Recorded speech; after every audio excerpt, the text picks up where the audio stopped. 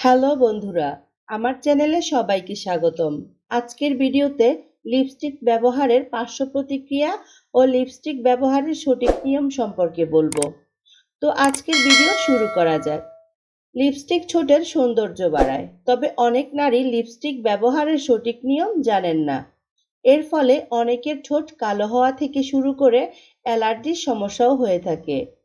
তাই গুণগত বৈশিষ্ট্য না জেনে লিপস্টিক ব্যবহার করা উচিত নয়, এতে ক্ষতির আশঙ্কা বেশি।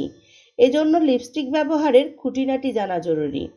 আসুন জেনে নেই লিপস্টিক ব্যবহারের সঠিক নিয়ম। ঠোঁট ভালো রাখতে অবশ্যই গুণগত মান যাচাই করে ভালো মানের লিপস্টিক ব্যবহার করতে হবে। কেনার আগে অবশ্যই নির্দিষ্ট ব্র্যান্ডের লিপস্টিকের গুণগত মান সম্পর্কে জানুন। কম দামি অনেক লিপস্টিকে ক্ষতিকর কেমিক্যাল থাকে, যা শরীরের জন্য ক্ষতিকর। লিপস্টিক ব্যবহারের আগে ঠোঁট লিপ লাইনার দিয়ে আঁকিয়ে নিন, এতে সুন্দর দেখাবে, আবার দীর্ঘক্ষণ ঠোঁটে লিপস্টিকও থাকবে। ঠোঁটে বেশি গাঢ় রঙের লিপস্টিক লাগানোর পর একটি মোটা টিস্যু পেপার ঠোঁটের মাঝে রেখে একটু চেপে ধরুন। কিছুক্ষণ পরেই দেখবেন গাঢ় ভাব আর নেই। লিপস্টিক ব্যবহারের পর রুমাল দিয়ে ঘষে মুছবেন না, এতে ঠোঁটের সূক্ষ্ম চামড়া ছিটতে পারে।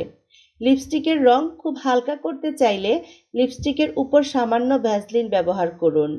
ক্যাডমিয়াম, অ্যালুমিনিয়াম সহ কয়েক ধরনের ধাতুর মিশ্রণে তৈরি হয় লিপস্টিক, যা শরীরের বিপাকক্রিয়া ও অম্লের সঙ্গে মিশে বিষাক্ত হয়।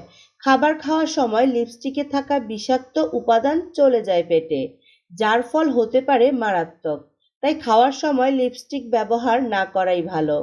ব্যবহৃত লিপস্টিকের মেয়াদ আছে কিনা তা দেখে নিন। মেয়াদহীন লিপস্টিক দীর্ঘদিন ব্যবহারের ফলে ক্যান্সার পর্যন্ত হতে পারে। কাপড়ে লাগা লিপস্টিকের দাগ তুলতে ব্যবহার করতে পারেন শেভিং ক্রিম।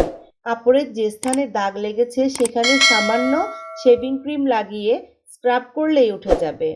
আমাদের ভিডিওটি ভালো লাগলে লাইক, কমেন্ট, শেয়ার করুন এবং অবশ্যই চ্যানেলটি সাবস্ক্রাইব করুন।